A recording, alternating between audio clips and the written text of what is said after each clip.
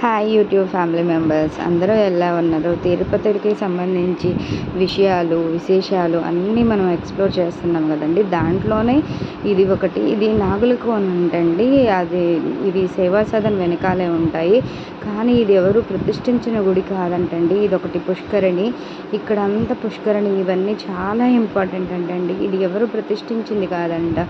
ఈ పుష్కరిణి దానంతటికి అదే form అయిందంటండి. And next ఈ దేవుడి ఆ కొండ ఉంది చూసారా? ఆ కొండ ఈ వెనకాల ఉన్న నాగేంద్రుడు అవన్నీ చెట్టు కోనలంటండి. ఆ కొండ చర్య విరిగి అలాగా ప్రతిష్ఠ జరిగి నాగప్రతిమ అనేది వెలిసిందంటండి.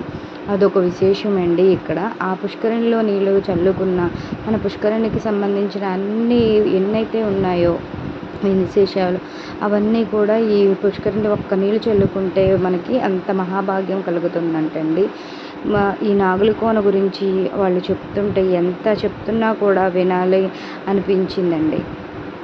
Okay YouTube family members, thank you for watching my channel.